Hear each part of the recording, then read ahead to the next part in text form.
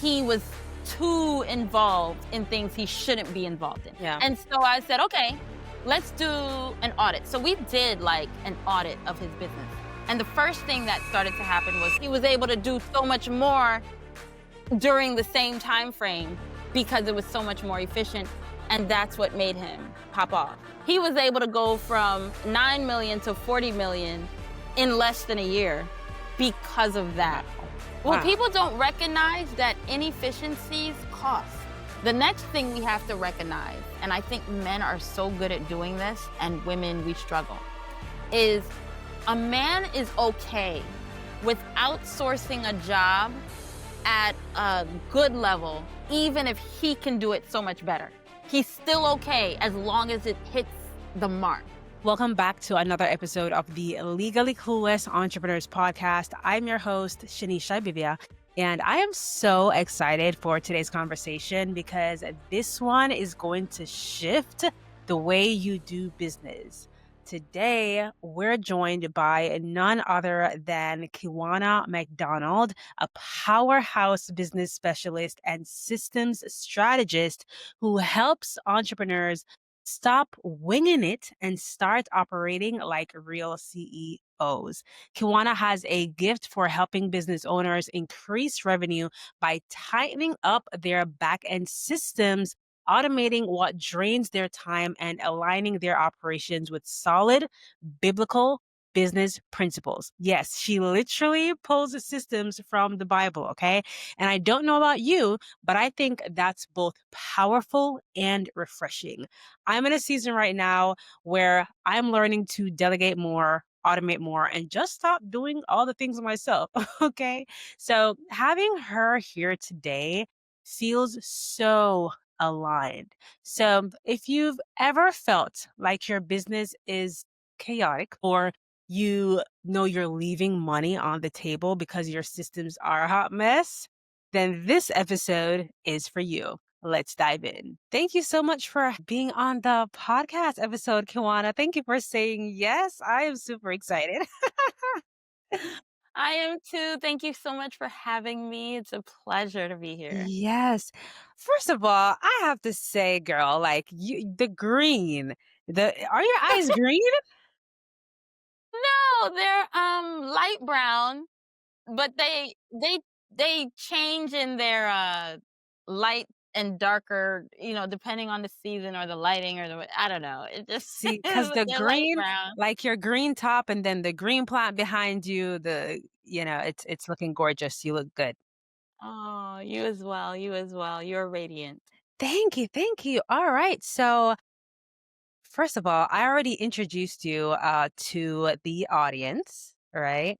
So, but I would Aw. love for you to introduce yourself to the audience. Let us know who Kewana is and what do you do?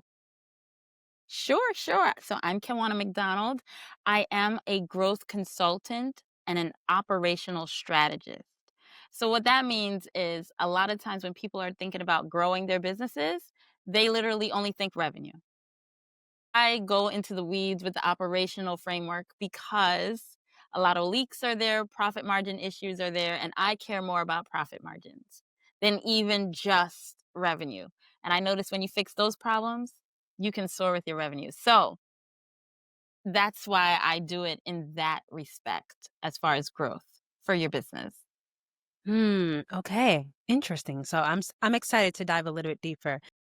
Yeah. Actually, when I first came across you, actually, I was watching a couple of podcast interviews and you were on a couple of them. And honestly, I was just blown away, right, by just how you think, the way you think, and not only how clearly you articulate things, but just how passionate you are about business, about your line of business, right? What you specialize in, especially as well, especially around systems, processes, and overall just the importance of, hiring the right people and even hiring people in general, right? Yeah. And A lot. watching those interviews, it honestly left me with so many questions. Okay, but don't worry, I'm going to make sure that That's okay. we're gonna be on track for time. Okay, but Fine. That's fine. today, yeah, I'd love to dig deeper, and really learn more about you before we even get into like, systems and stuff like that, right? To start off, like, Sure. how did you Sure. first get into the world of systems, organizing, and helping people structure their businesses? Because that's truly a gift. It's like to keep a house organized. I mean, it takes work.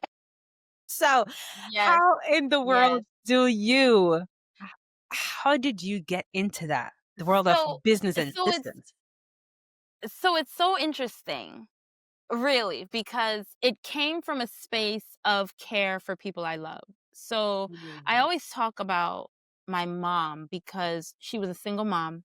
We came mhm. up from the island of Jamaica to the United States, Yeah, and I saw her grind and, that hustle mentality, having multiple jobs and just trying to make ends meet.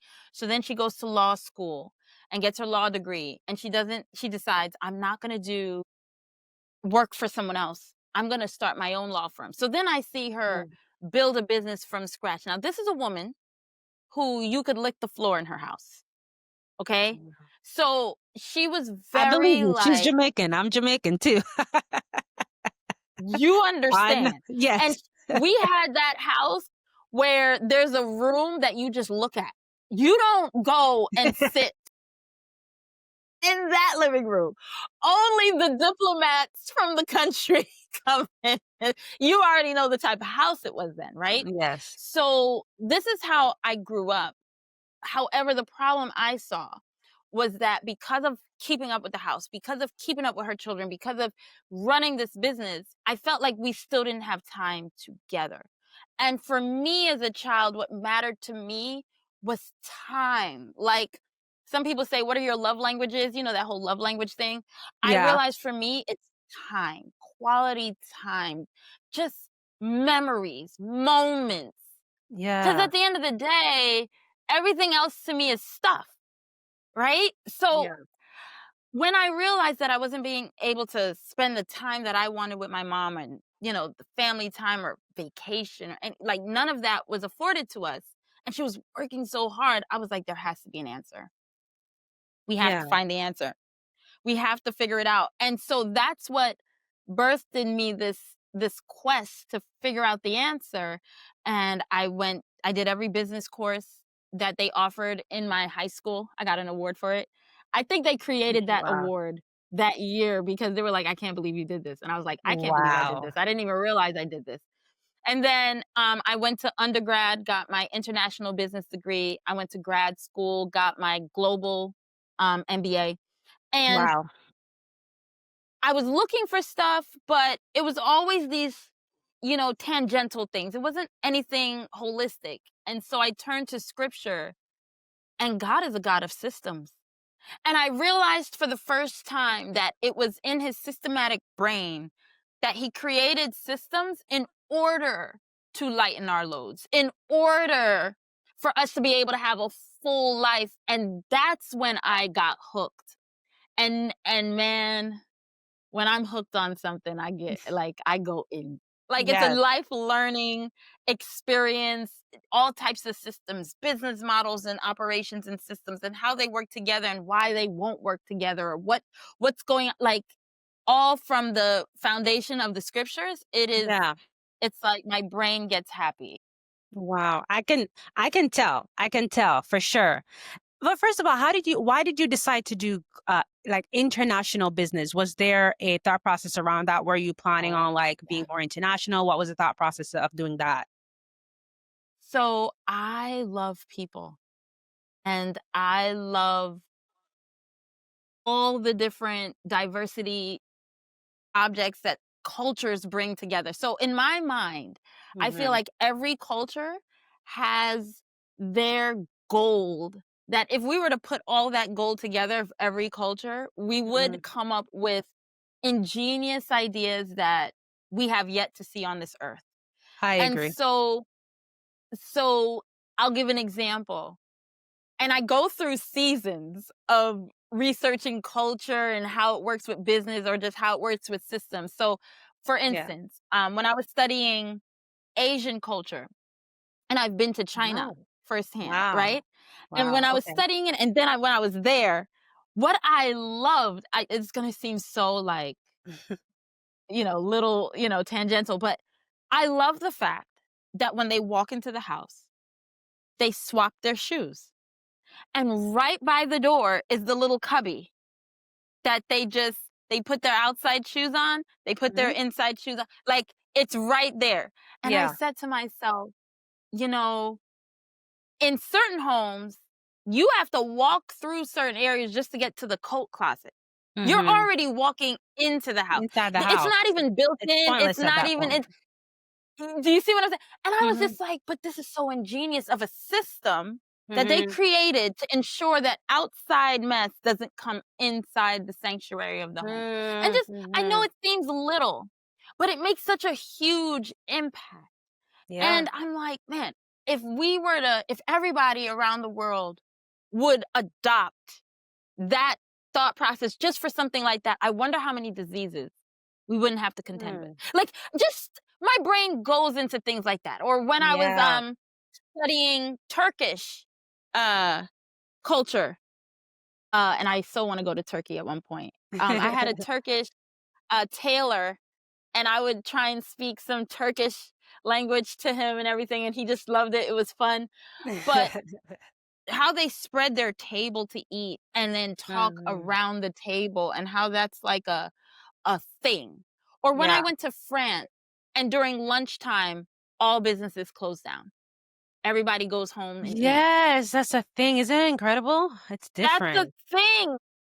So when I look at all these cultural aspects, I'm just Yeah. like, oh, how would it be if everybody, so international business for me was my way of being able to explore other cultures in the line in the sight of their systems, and how they work, and the cultural norms, and why they do what they do, like what, Mhm.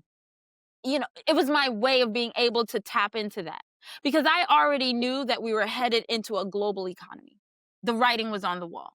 So unless we understand how to integrate and to understand each other, we would be left out of it. That was my vehicle of exploring what the world had to offer, because I started to Yeah. understand that we were headed into a very global economy. Mhm. And, once the internet is out, you know, everything is like mass market. Everything is global economy at that point. It's so much easier. And now today, oh, it's on social media, on any, you can speak and you can interact and do business with anybody that has a computer. So I knew that's where we were headed. Yeah. And I definitely wanted to be on that side of already exploring how business is done around the world, because I recognized that in order for it to be fruitful, we have to be able to understand each other and understand the systems, and then also take the good with it. Like, oh, let me adopt that and add it into my arsenal of efficient systems and things of that nature. So it's just been a blessing. Yeah. It's been a blessing.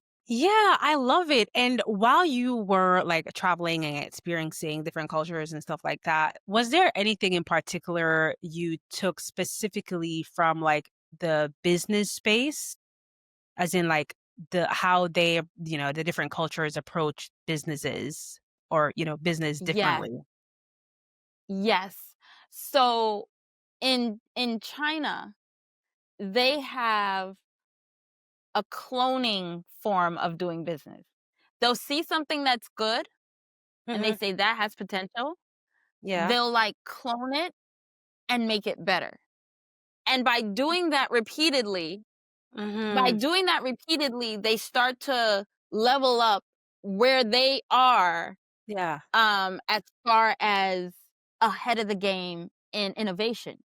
Because they're not starting from the ground level. They're never starting over. They're Yes. always taking something that already works and saying, "You know what? But if we did this, it's just gonna revolutionize it and make it so much better." And they stand on the shoulders of what's already good. That makes sense because I haven't watched the podcast episode yet. It's another podcast episode that I saw like the trailer for, and the guest was pretty much saying that like the intro, right? You know, the sound bites. He was basically saying that is how successful businesses thrive is literally you have to become the master of cloning. He literally said that, you know? And that makes so much Mm. sense because it's like you're not reinventing the wheel, you're doing what works, basically. Yeah.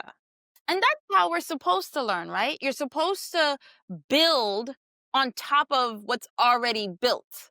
Mm. You're supposed to, if you think about it in scripture, God created the garden and then said, tend it, keep it. Like we were supposed to build on top of what he already created. He created all the resources and then we use that to build. We didn't have to come up with that from scratch. Yeah. That's how you can consistently level up. And as a human race, we can constantly become innovative and better, is based on. So, whoever invented the light bulb, now we can leverage the light bulb and create film studio lights and and we level it up. We're always leveling it up to get better. We now have car lights and street light, to Yeah. make life better. It's not like, okay, I got to figure out how to reinvent a light bulb that already exists. I can leverage it and build on top of that and make it better. So it's absolutely how we even move forward as a human race, you know. So Yeah, exactly. And so I know your approach, right, is very unique as well because like you weave in biblical principles, right? Can you share like the moment that you realized the Bible wasn't just spiritual guidance, but also Mm. like a practical business guide? Like when did you actually realize that moment? I don't know if you can like remember the exact moment yeah, that you realized, okay, the Bible is not just a spiritual book. It is for sure, 100%, but yeah. it's also a business book. When did you realize that? So it started when I was about in I would say 3rd grade. Okay. So in 3rd grade, I was bullied. I was Mm. living like in the hood. And I was bullied. And I had also found out that, God is my father in heaven because I wasn't living with my father at the time or whatever. And in my head, I had this idea of what a father is. They protect, it's daddy's little girl. Like, I don't know. I had all these thought processes of what a father is. And Yeah. so by the time I hit 3rd grade, I learned that in 1st grade. And by the time I hit 3rd grade, I'm now getting bullied and beat up. And I remember going to him like, "You cannot say you're my father if you're not gonna protect me. You can't say." And so the next day, the bully wasn't there, and I've never seen the bully again. So I don't know if he got expelled or if I don't know what happened, and Yeah. I leave that to the Lord. But before Yeah. that happened, I remember in 3rd grade when I'm arguing with the Lord about this, me being beat up and where have you been and everything like that. He Mhm. asked me a question, and that's the best way I can say it. Like it was in my little brain, that can a dead man feel anything? And I was like, Yeah. no. Like, if you poke a dead man, if you hit a dead man, will he say, ow? you know, like, Yeah. no. No, he won't. He won't move. He won't respond. He won't be. And he said, and that's what I mean when I say you need to be dead in me. This is not about you. That's so if something is happening to you and you're being persecuted or hurt or anything of that nature, it's not Yeah. about you at that point. Mm. It's totally about me. And I will fight your battles and I will and all that kind of stuff. And at that moment, when I because I was in 3rd grade, that was a heavy concept for me to try and understand. But as I've Yeah. been studying it over the years, I said, this is actually practical advice. I've seen people in the workforce retaliate for themselves and it ends up worse for them. They end up losing because of the environment they've now created. Like I've seen so many things and from that spark, I said, it must be true that there's nothing new under the sun in any situation I'm in practically. There must be an answer for scripture, which is what led me to then say, fine, here's what's happening in business. It Mm, must be in here. wow. And so from that lens, as I started to study, it's almost like then it opened up and it was just revealed. And it's been revealed in so many ways that I cannot, like, because I didn't have people teaching me about equity deals and rev share programs. I learned that stuff in Joseph, the story of Joseph. Wow. And then I went around seeking, like, okay, if this happened in Joseph's time, I'm sure it's happening today. So I need to know where it is. And I started to seek mentors and look and ask questions. And they're like, you found that in scripture? And they were like, Mhm. well, this is how it's happening. And that's how I started to really understand, like, wow. So that's what birthed that thought process. So I would say the seed of that started in third grade. Wow, that's incredible. And were you raised in a church during that time? We came into the church when I was in first grade. My mom was running away from God. She'd tell Okay. you that. She'd be like, she thought it was ridiculous. She thought it was hocus pocus. She didn't think it was anything. Yeah. And life led her, God used life circumstances for her to realize, oh my goodness, there is a God around when I was in first grade. And then that started that journey. But before that, she would tell you, when she came up to the United States and left me in Jamaica, people were sending me to church. So she would tell Yeah. you that before she came to God, when we were on the plane, we have to pray. We have to. I was already getting that thought process of a relationship, and but it definitely wouldn't have been what it is today for me if she didn't come on board, because I wouldn't have Mhm. had. It would have been a much difficult way of getting access. So I'm so grateful that she accepted God and then afforded me the freedom. Yeah, Absolutely. that's amazing. Yeah, it's like with the Jamaican culture, it's like everybody goes to church. It doesn't matter if you're this, what they call them, heathen, you're going to church. Wow. Right. So let's talk about systems now, right? Systems and, Yeah. some processes and structure and stuff like that. For new entrepreneurs, let's say they're just Mm, starting out, right? okay. The word systems and processes can like feel overwhelming. How do you explain the importance of them in a simple way? The importance of having systems and processes so that your business basically can thrive.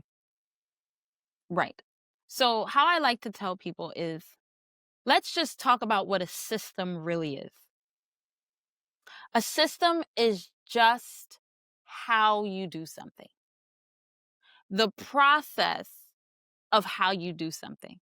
That's really just a system. So, for instance, if you're a mom that sends their child to school, you may have a system of putting their lunch together, right? You may say, okay, I always take their lunchbox. I put hot food here. I put cold food here. I put chips here. Mhm. And you zip it up and it's ready to go. Now, that's your system. How efficient it is versus how inefficient it is a different conversation. But that is your system. What we have to understand is we already work on systems. The problem we hit is that many times our systems are inefficient because they're haphazardly put together. But the Mm, truth of the matter is, all a system is a series, your process of doing something, especially when you do it over and over again. okay. People have systems on how they take care of their hair. They have systems on how they clean up a house. I was laughing because, I would look at how my husband cleans the kitchen versus how I clean a kitchen, and I'm like, Mm, he has a different system. Now, mhm. I may argue that my system of cleaning the kitchen is so much more efficient because I've worked through all the different kinks just because how my brain works. Yeah. But if he wants to take 2 hours to clean a 30-minute job, it gets clean. The point I'm trying to make is that at the end of the day, it's just a matter of that is what a system is. So once you understand that that's what a system is, then you can say, is there a more efficient way of doing this? If you care to. Yeah. And that's what I would say. People Okay. are running on systems all the time. It's just that's what a system, your processes Mhm. put together. Okay. Okay. And so, all right. So let's talk about like the wearing of the hats then, right? Okay. So we talked about systems. So, a lot of entrepreneurs, especially new entrepreneurs, when I was very new in business as well, I was like wearing all the hats, marketing, everything. Right. And so what's the first system you think that every entrepreneur should implement, even if they're really small? So I will say if you're a new entrepreneur, the only thing you need to worry about is client acquisition. Okay. You Why? need proof of concept. You need proof of concept that what you want to bring to the world is actually profitable. Okay. Someone will buy it, right? So Okay. what I tend to see is that clients are like, new entrepreneurs, they'll say, I want to create a course on how to do this. And the reason they want to do it is because that's the course that would have helped them, right? And they want to sell that course. So I've noticed that they'll go ahead and build out the whole course. They'll do all the back end stuff, all the things, and then try to sell it. Mhm. And I'm like, sell it first Mhm. and build out a system that works for selling it constantly first, Okay. even before you build it. Because if you can't sell the idea of it, you will spend all these resources to build it out and you Mhm. can't grow it. Yeah. Or your business will quickly die, which I think is part of why the business failure rate part of why the business failure rate is so high, because people are building stuff before they even know that there's proof of concept, that Yeah. that's what people want, that Yeah, that's that's what will good. sell in the marketplace. Mhm. And so and everybody in their own mind is like, it has to be the greatest thing since sliced bread because it came from my mind. It's great. But Mhm. the true test of it is, what does the market say? Yeah. Every time, hands down. What does the market say? Mhm. So the first system I would say you want to put in place is your customer acquisition system. And does it work? It will show Mm. you proof of concept. Um, I always say for the entrepreneur, when you're testing ideas, you want to test it as cheaply as possible, as quickly as possible. And if it works, then you can build a more efficient system around it. But you Mhm. got to make sure it works first. Mhm. That makes sense. Okay, so what I'm hearing you say is you don't want to basically go out there, try to implement all these systems, build something, create this thing, whether that's a course, whichever, and then turn around and hope, then try to sell it, hope it resonates with your audience, right? And hope that there is proof of concept when you didn't actually like, test first to see if there's like proof of concept. So basically what you're saying is you want to test it first, right? Launch it before you actually really build it on the back end, correct? Yes, test the perception. One of my colleagues, before she even had built out her business or whatever the case may be, she was able to win investors. So just by the fact that she was able to win someone that would pay into her idea, Yeah. she had a level of proof of concept that's worth building. Mhm. There are Yeah. ways to there's so many ways to test it, but you gotta test it first. See, we Yeah. look at it like God in Genesis, he built out everything, then he created humans. But we forget that he knew what type of human he was going to create. So he built everything to serve them. Does that make sense? Mm. Like he already knew that Yeah. they were going to eat this kind of food. They were going to survive Yeah. like this. He knew that. So even though they were the last to be built, we were the first in mind when he was creating everything. Mhm. So the Yeah. market has to be first in mind. That's good.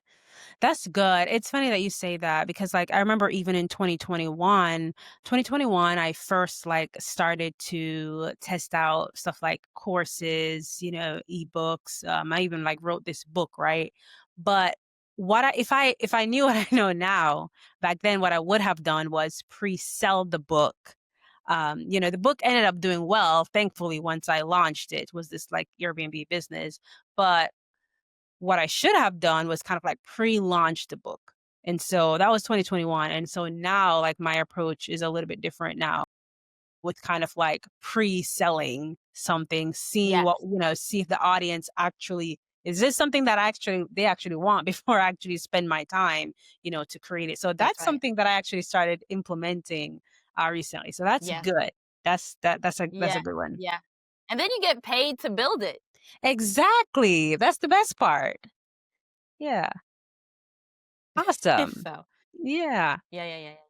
Okay. So that's what would you say is like a common mistake you see that entrepreneurs make when it comes to, because earlier we were talking about trying to do things themselves. What would you say is a common mistake that you see, or a common struggle? I wouldn't say mistake, but a common struggle that you see when entrepreneurs are trying to do everything themselves in business.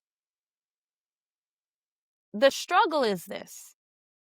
If we're honest with ourselves, we really don't know everything. Hmm. I don't even think God intends for any one person to know everything, if that makes sense, right? He Mm-hmm. created us interdependent with each other to work with each other and collaborate with each other and all types of things so we can learn from each other. Yeah. And so if you're trying to be everything, you can automatically assume that there are going to be areas that are just not done well just because it's not your expertise. Okay. So the struggle that I see is, for instance, you're not a marketing guru or expert, but you got to get your stuff out there and you're trying to be the marketer. You're not a operations person, you don't even know how to put a official system together, right? Because you naturally roll on a system, but you don't even know how to put it together in a way where you can now look for the inefficiencies or measure it or do all those kind of things that come with it.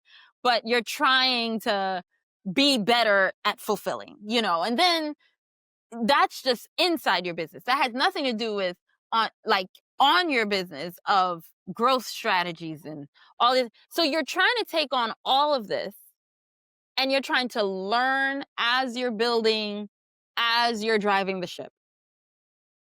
That will weigh anybody down. Like that would just Yeah. cause a lot of stress and which is why I say, listen, the best thing to do, and I believe it's biblical, make sure you have a good mentor. Because what Mm. a mentor can do is say, okay, look, let's just focus on client acquisition right now. Let's pre sell it. I don't want you focused on building the thing out a bit. Let's just test first. Let's just focus on that. Can this make money? Because then we can disregard it quickly if it doesn't and come up with something else. Right. And a Yeah. mentor can kind of guide you through the steps that are less cumbersome, less stressful. So you realize, oh, I should only focus on this. So let's pretend you're going through the school system. You're not going to give a first grader calculus. Okay. You're going to let them start with plus and minus and all those things. And let's get that down and then move gently to the next thing and next thing. And next, you turn around and you're like, wow, I'm doing calculus. It took me some time to build that, but this has been a great ride. As opposed to as first grade, you're trying to learn calculus, you're trying to learn. And that's what I feel is happening. People are watching Yeah. YouTube videos, podcasts, all types of stuff, and they're trying to figure out calculus. And I'm like, can we start with one Mm. plus one equals two? Does that make sense? Would you say the men? Would you classify like a mentor very similar to like a coach, like a consultant, somebody that like you hire as well? Yes, mentorship can come in different forms. Right now, it's a huge thing about coaches and consultants and mentors that you hire. Okay. Um, and it's a wave right now. But I also think that you have to be careful about the coach or mentor or consultant that you choose. Hmm. You want to make sure it's a person one that has done what you're trying to accomplish. Okay. And you have to really pay attention to their values because when you're learning from anyone, they are stamping their values on you as well, Mhm. because that their value system is what created their system in the first place that they're now sharing with you. So when you use their system or use their mechanisms or use their tactics or use it, you have to understand that their value system is built into that. So you got to make sure that there's cohesiveness there, with your value system and theirs. Mhm. And then you also have to understand you want to hire a mentor for the stage of business you're in. I have seen Okay. it many a times where you have a entry level entrepreneur pull out equity from their house, pull out all these funds to Mhm. hire a mentor that isn't really sufficient for the stage of business that they are currently in, but Mhm. really where they want to go. Yeah. And the truth is that mentor is going to speak very broad about those minutia things and very specific about the top level stuff, for what he mentors or she mentors. Hmm. Whereas when you're at the beginning stages, you want a mentor that really specializes in helping beginning entrepreneurs, Beginning for instance. entrepreneurs. Okay. Because they're not just going to give you the broad understanding and principle, but they're also going to give you the tactical moves. Like, you don't want to do this before you do this. I've seen someone who's a beginner mentor hire a whole marketing firm when they weren't even ready yet. You had no proof of concept. Like, that's Mm. not the best thing to do.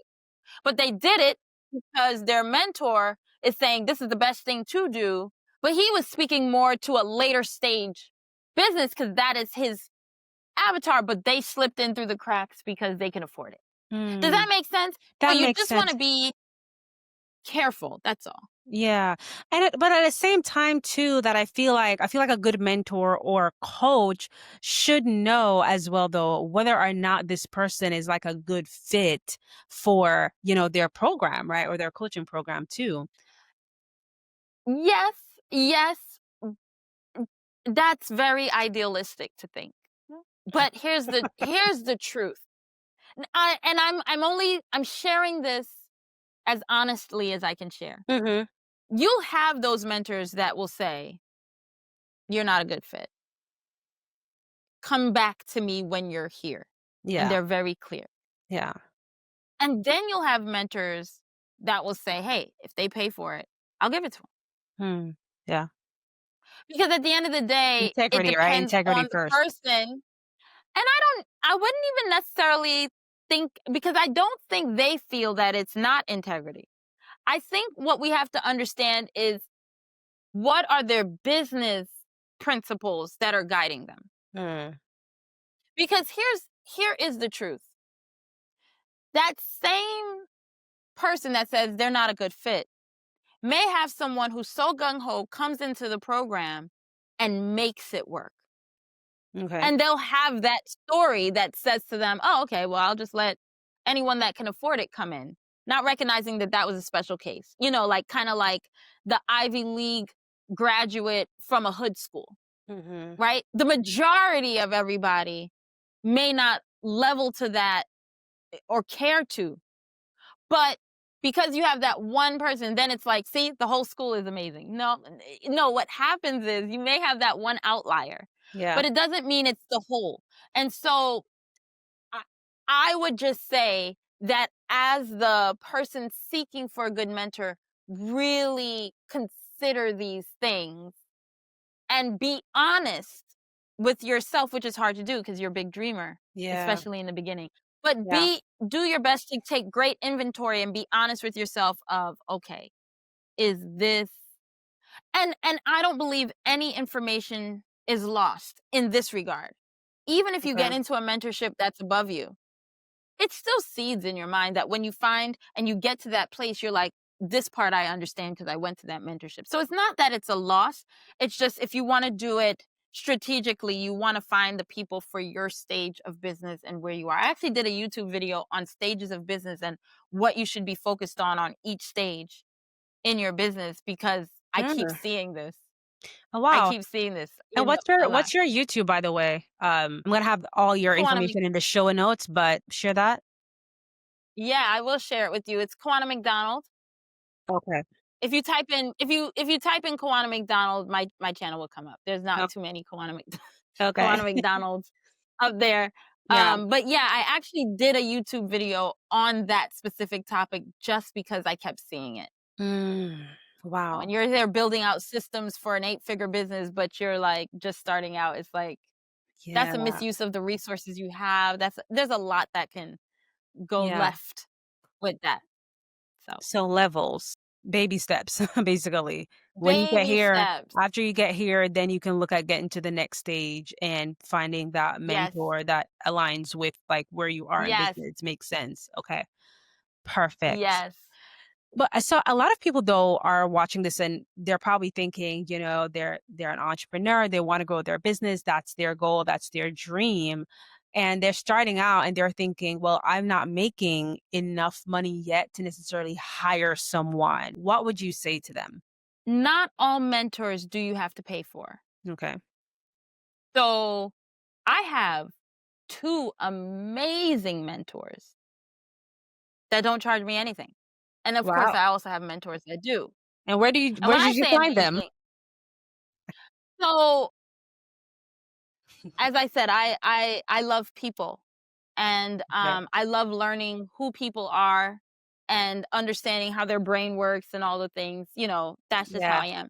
And so I'll never forget. I went to a networking event, and because I understand how business works, there was a Mhm. gentleman talking, and I instantly knew he was either 9 figures or above. Like he was 9 figures or a billionaire, one of them. Like I just Mhm. knew it. Wow. Just based on certain things that he said and me understanding how systems work or whatever the case may be. Yeah. And I wanted to pick his brain about something because my client at the time, he was around mid 8 figures. Like we had grown him to about 40 million and he was Wow. skyrocketing to his first 9 figures. Mhm. But I wanted to ask a few questions about certain things in that bracket that I was a bit confused about. So I was like, that's my guy. I'm gonna ask him, like I'm gonna. So I go to him and I'm like, okay, give me 2 minutes. And he's just like, talk to me. He's a Christian, such a wonderful gentleman. And Nice. I was like, okay. So I kind of lay out the situation and I'm sharing something like that. And I'm like, and this is what I saw in scripture. And I'm just trying to understand like how I can tactically help him jump that gap. Or would you be willing to have a mastermind with us or whatever the case may be? Because I'm always looking out for how to level up my clients. Yeah. And he was like, oh my goodness, this is amazing. Yeah, absolutely. Yeah, Wow, So that's amazing. we had conversation with him and my client and we were leveling that up and everything. And then I just said, there's so many questions I want to ask. Like, do you mind mentoring me? He was like, absolutely. I would love to. I would Wow. love to. Like, I love that you're courageous. You try new things. I love how absolutely. He's since then taken me under his wing. And now he pulls on his resources to also help me, right? Well, you might want to talk to this guy of mine, or let me get some information from Mike, because he also knows what he's great at and what he's not. Like, it's so good to know what you're great at and what you're not, Yeah. and that's where you to really level up. So he's an excellent mentor. I didn't have to pay him, but I'm not getting him every week either. He's a busy guy. Yeah. But when I really need a certain way, he will be there for me. And then I Mm. have another mentor. We actually were co-laboring on some things together. We had a nice little collaboration on a few items and everything like that because he respects what I actually do and I respect what he actually does. And I Yeah. was asking him a lot of questions about what he does because I'm like, in my business, I need help with this area and that. And he was just like, oh, let me help you with the. And then from there, it kind of bloomed into a mentorship mentee type relationship because Yeah. any question I throw at him, if I send him something to review, like review this for me, I just wanted, he'd be like, yeah, yeah, Yeah. yeah, let me look, let me. We get excited about it. Yeah. But sometimes you can build those type of mentor mentee, but that you have to be very aware and very into people and not misinterpret people based on what they look out like on the outside. Because if the guy I was telling you about that's like 9 figures or above, Yeah. you know, into the billions, you would walk past him on the street and not realize. that you just walked past so Right. accomplished. You know Mhm. what I mean?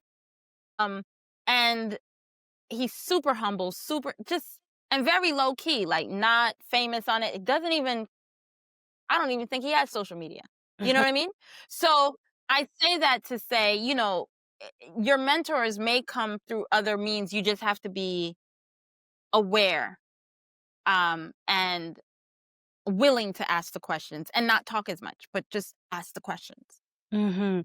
That's good. And when you were saying that, I also immediately thought about also not being intimidated, right? Because you were saying that he looks like just a regular guy that you walk past on the street, and him not really necessarily looking like a billionaire or multi-millionaire or whichever. But also sometimes I feel like we can easily get intimidated by someone who may look like that, right? We may feel like, oh, I'm not on their level and I'm not worthy. I don't feel worthy to ask this person questions, right? And so when you were talking, I immediately started to think how, like, the saying, a closed mouth don't get fed, right? Period. Yeah, it's like Period. you gotta just be bold and be brave. You never know. I mean, the worst that can happen is him saying, "Oh, They sorry, say I'm no. busy," or "No." I don't have You time. know? Yeah. Yeah, that's amazing. That's incredible that you just were so brave to just have that conversation and look laughing. But can I talk about that insecurity really quickly? Yes, please. Here's the thing. If you're going to be a successful entrepreneur, Mhm. insecurities have to go out the window. Yeah. Like there's no way around being a successful entrepreneur and not coming head on with insecurities and moving past that. Yep. Your insecurities will become your biggest block, which is why when I'm working with my clients right Mm. now and they want to shift to the next level, Yeah. we have to deal with this. We have to deal with the blockages, the bottlenecks, the insecurities. Yeah. Oh, this person is gonna, steal from me. Oh, this person, I can't trust this. Oh, I can't trust that. I'm not worthy of asking a question.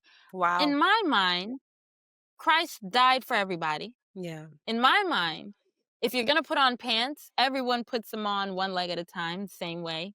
In my mind, everyone has teeth they need to brush. Like in my mind, the only difference between me and you or someone that is making 5 figures and someone that's making 9 figures is who is serving more at a higher value. That's it.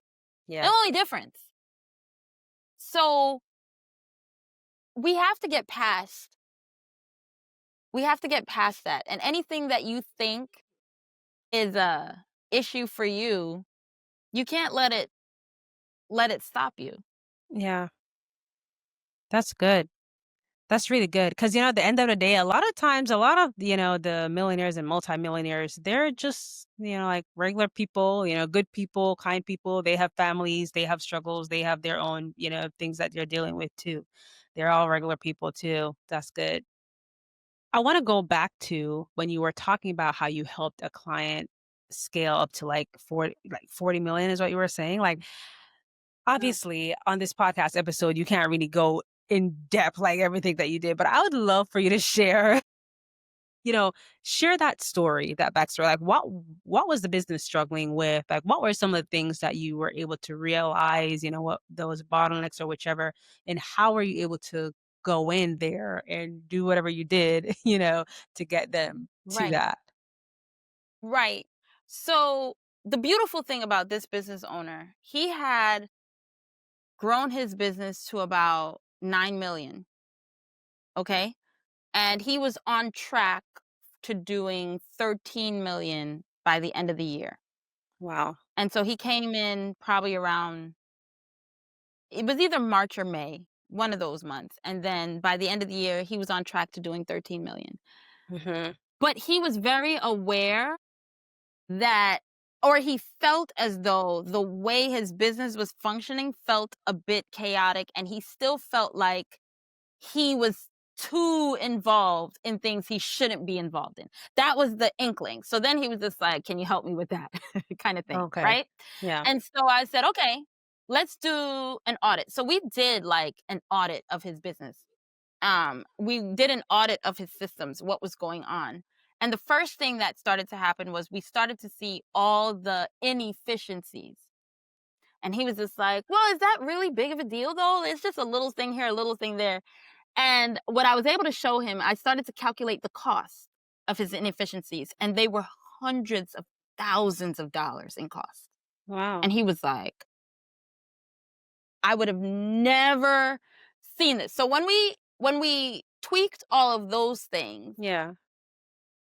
he was saving now hundreds of thousands of dollars. So his profit margins widened just off of that. Wow. And then now, because his system was more efficient in that regard, the capacity to serve more widened Mm. because he was able to do so much more during the same time frame because it was so much more efficient.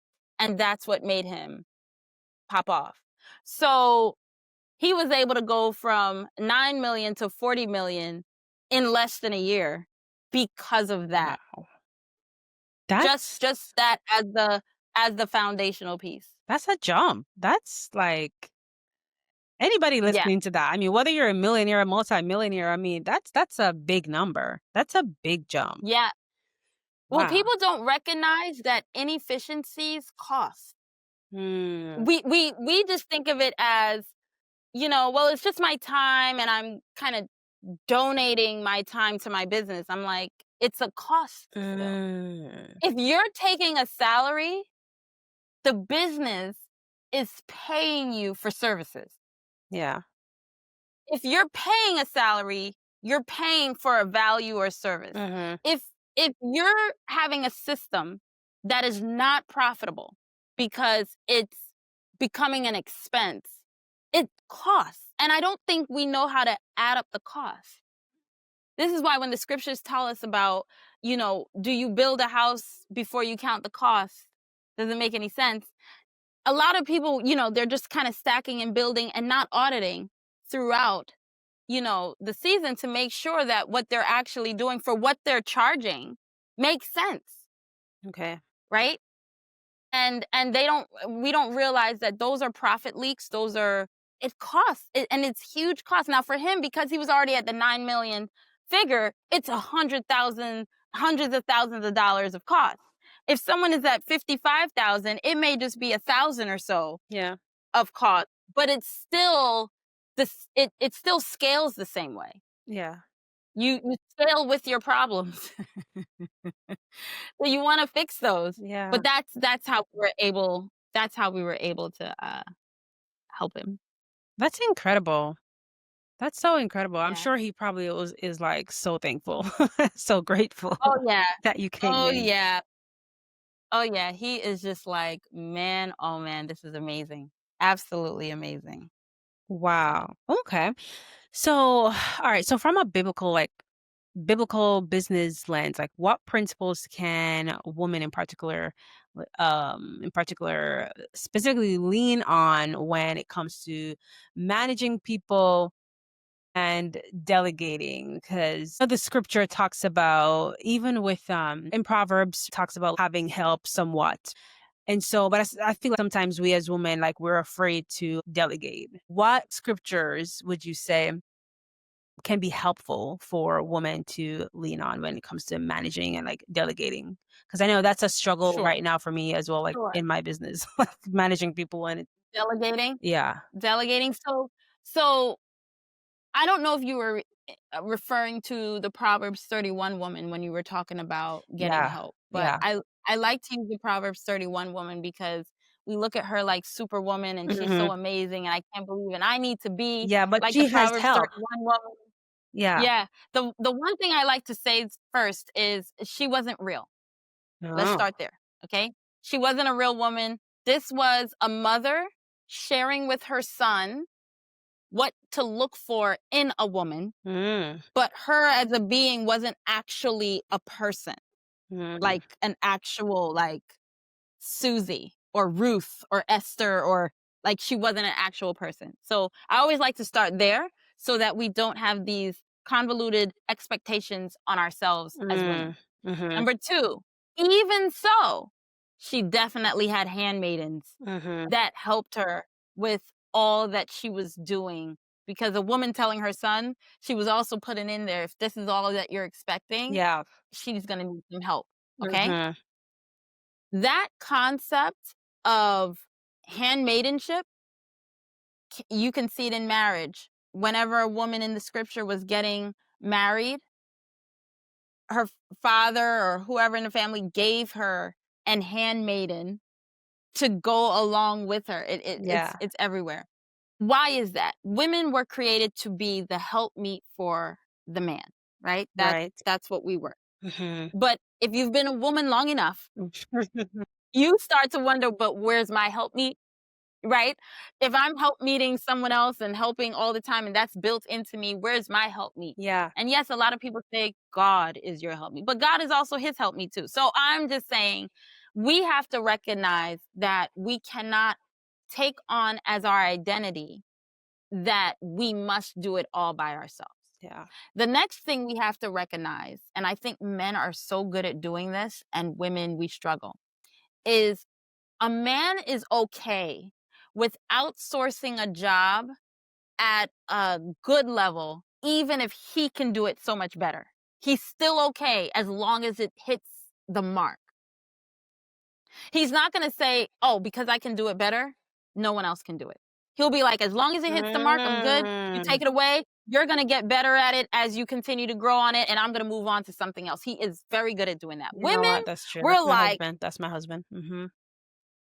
I know Yes. I'm trying to tell you, but women were like, "It's not the best, so therefore I have to do it." Yep. And I'm just like, we take that on Yeah. because of our high expectations of ourselves or what we, believe should be. As long as it hits the mark, I always like to use the example of my husband storing food after I cooked. One time I fell asleep. I was so tired. And I woke up in the middle of the night like, oh my goodness, my food is spoiled. Like I didn't put the food away. I go in there, I open the fridge, and the pot is in the fridge. Girl, bye. Girl, bye. All the way, bye. Why is the pot? Why is it not in a Tupperware?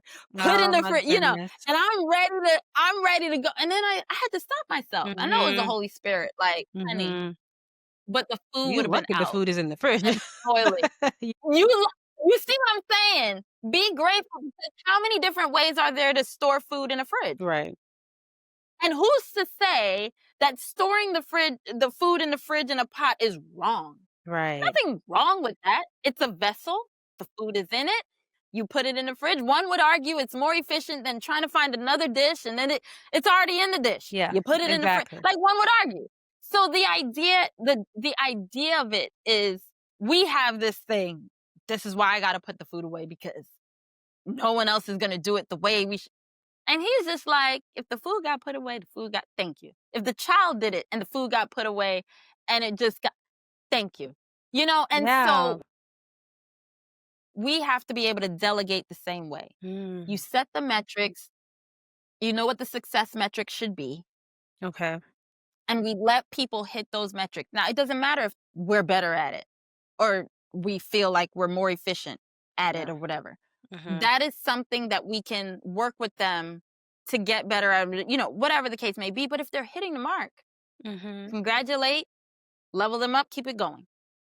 I love You that. have to you have to be okay to letting those things go and Mm. allowing people to flourish and thrive. Mm. Wow, that's good. I love that. I love that because that's something that I struggle with, and I'm sure there are other women out there who probably struggle Yeah, with the same thing, like kind of being type absolutely. A-ish and like things having to be this way and stuff like that. So I'm like really Yeah. learning to kind of like let it go and just Let it yeah, let them do their thing. let them do it. Wow. Absolutely. Okay. And so, all right. So as we wrap up, right? If you had to give 3 or even just 1 is fine. 1 non-negotiable systems or, system, I would say, that every Mhm. entrepreneur or the way of how they do business in a sense, that every entrepreneur should set up, especially in their first year, right? What would those be or what would that be? It can be 1, a 1, 2, 3 is fine. If there was one non-negotiable, system. Mhm. I would say that there should never be a such thing, a true thing, because it's never really true, as a solopreneur. Mm. I honestly believe, and the reason I say one true thing is because solopreneurs are not truly solopreneurs because you still need some help some way or another to do certain things. Okay. But I honestly stand by you need a mentor and you need an OA or an implementer Okay. with you at all times in whatever format. You need that. And the reason I say that is because you cannot work under the hood of a car and drive it at the same time. Mm. You're always gonna have a conflict. One minute you're gonna be working on a car, then the next minute you're gonna drive it, and it's gonna keep stunting how quickly you can progress. Mhm. But when you have 3 key people, your mentor to kinda guide you, your implementer to do the things so that you can continue to assess with your mentor what's going on and build out the strategies to grow it, that's when you really see full momentum. Otherwise, you're just putting yourself in circles, Mhm. until the business dies. I know it sounds morbid, but that's what tends to happen. And I know we have thought processes of, well, you do it until you can delegate it, and you do it until you can delegate it. But I'll just say it this way. The business failure rate is high for a reason. Mm. And I honestly believe that the ways that people perceive that things should be done, if you were to really audit what they actually did, it wouldn't match up with what they're telling you to do. Mhm. I have seen a business grow from 6 figures all the way up to 8 figures.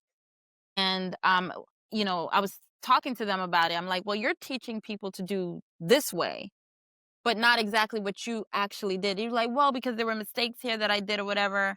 And I just think that this is the best way. And I said, but that's not something you actually did. And I can tell you right now what you're sharing may seem right theoretically, but in the marketplace, it doesn't work out that way. What you actually did is why you are where you are. You had that mentor. This was your mentor. They were like, "Oh, I didn't realize that that was a mentor figure." And I'm like, Mm. "It was. This was your mentor, and here was your implementer. You always had this, but you're not sure." And they were just like, "You know what? Now that you say it, I realize that because but they're sharing instead what they think, you Oh, know? yeah, So what they think. I would always say that there's just I believe that if God created that system for a reason, he himself modeled it for us. Yeah. You can look at anything. You can look at how Jesus built out his team. You could look at you'll always see an implementer and some level of mentorship. Always. Mm. And I don't think you can get around that and be consistently successful. Wow. So that's a non-negotiable. That's good. And would you say for you personally, is one of those, right? Whether the mentor or implementer. I remember earlier you talked about you like having, a mentor. Would you say that having or getting a mentor, an implementer is one of those things that changed your business trajectory or the trajectory of your business personally? Absolutely. Yeah. Absolutely. I mean, I've read books. I'm in the scriptures. Yeah. I do my case studies and all types of things, but I definitely not would not be where I am today without constant mentorship. Wow. Because at the end of the day, they are on the road ahead of me Yes. telling me, "Oh, there's gonna be a pothole by Route 51 by that stop sign. You're gonna Mhm. have to swerve around that. You don't wanna get your tire stuck there. Yeah. Trust me, been there, done that. You don't wanna do it." Like, you can't you c it definitely got me where I needed to be faster. I always tell the story of how, it took me 6 months to get to 7 figures, building out systems. Mm. But the systems I even created and I understood from scripture and everything also came from the understanding came from case studies and stuff because I did a lot of interviewing and testing, right? Mm. And without a mentor, it would have definitely taken me so much longer. And when you say took you 6 months to get to seven figures, are you talking about for like from zero to seven figures or from like new Yeah, business? 0. So wow, that's like from incredible. 0.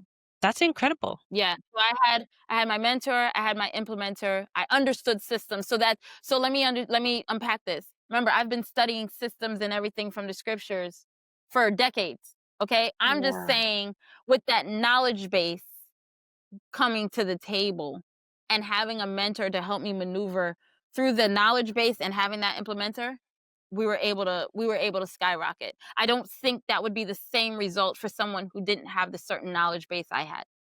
that's But it would good. still get them there faster with a mentor and an implementer than they would if they tried to do it any other route. Do you understand what I mean? Yeah, I totally get it. Yeah. Yeah. That's good. That's good. I mean, they say that reading, I mean, reading is everything. Like you learn so much reading. Like they put I heard somebody say this, I don't remember who, but basically we're saying something like reading is where you want to go to really get information that everybody's not necessarily sharing. Like information that you can't necessarily just get, you know. So, I I would say reading is more so another form of research mhm. that definitely adds to your knowledge base. But I would say how to navigate the research that you've researched Mhm. is where the benefit of a mentor is. Because Yeah. I can read something and say, like people have come to me, for instance, and said, "Well, I learned that I need to get a marketing agency, I need to do this, I need to do that." And I can be able to now take what they've learned in a book and say, "But here is the context Mhm. for which that will work. Yeah. But here's the context you're in.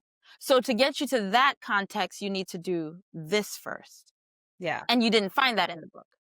Do you understand what I'm Mhm. saying? And that's why, yes, Like the timing may be read. wrong, right? Yes, The timing may be research. off as well. The timing, the Yeah. context, the understanding how it relates to you Yes. and what you're doing. Like, there's so many variables that a mentor can help you unravel and unpack. Yeah. Because the knowledge is great, but how to then apply it to you, you get there so much faster when you have a mentor as opposed to you constantly testing, testing, testing. Do you know how many people read things in the scriptures and test it out and say it doesn't work Okay. because of their misinterpretation of things? Mm, And if they had just kept testing, and they would have eventually found out what they were misinterpreting that, caused it not to work. yeah, Or they can get like an elder or a pastor or someone that can really help them with that understanding and say, this is what was going on. yeah, Here you go. It's the same concept. yeah. So, Awesome. Okay, so finally, one last question before we wrap up, right? So, for women listening who are juggling family, okay, personal life, mm, faith, business, all of that, what encouragement would you give them about staying organized, grounded while they're mm. growing in their business? I would say don't be hard on yourself if there's a little bit of chaos. Okay. Chaos chaos only reveals areas in which you can grow and develop. Okay. Have grace with yourself and start to learn about those areas that may seem chaotic to see how you can then add some peace and calm to it. So many times we have this high expectation. Everything has to be this all the time. Everything has to be this all the time. Everything, Yeah. and we will pull our hair out trying to measure up to whatever ideology that we came up with. But the Yeah. truth of the matter is, when you develop as a person, the byproduct is less chaos. Mm, Just take time with yourself and don't be so hard on yourself and enjoy the learning process. the learning Enjoy it. process, right? Like right now, I have a pile of mail right here on the desk driving me crazy. Can't stand it. It's a pile of mail, and I'm gonna get to it on Thursday at a specific time that I set apart for it. So it's gonna sit there until Thursday at a specific time, and then I'll tackle it. Yeah. Now, if I were hard on myself, I would stay up way late into the night to tackle it, Yeah. and then now I'm tired the next day. I can't show up my whole and I'm just it's a little bit of chaos right here. There's certain things I'm rebuilding the system that will now work because of the type of mail I'm getting. Yeah. And that's it. Like enjoying the learning curve. Yeah. Take some time for yourself. Be gracious to yourself Yeah. and your learning and your growing. That's That's it. good. That's good. That was just the perfect feminine, somewhat soft, but a good mix. Nice way to Yeah. end this podcast. I love that. I love that.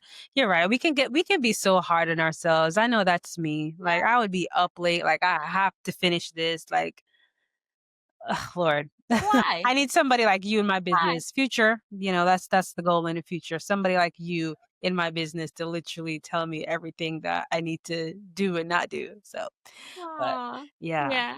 that's It would be a pleasure when that time comes. yes, absolutely. You'll be absolutely the first person that I would think of. Like I won't have to like look anywhere else. It's just gonna be Kiwana.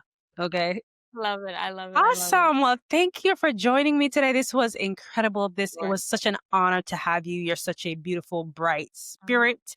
And this podcast episode was amazing. And I'm sure everybody's going to be blessed and encouraged from this podcast episode. So again, thank you for being here and talk to you Aw. soon. And thank you so much for having me. It was a pleasure. I enjoyed the conversation. It was amazing. Keep doing what you're Absolutely. doing. Keep shining. Keep growing. You're doing amazing. Thank you. Thank you. I appreciate that. Appreciate it. All right, Kiwana. Until next time, I'll see you soon.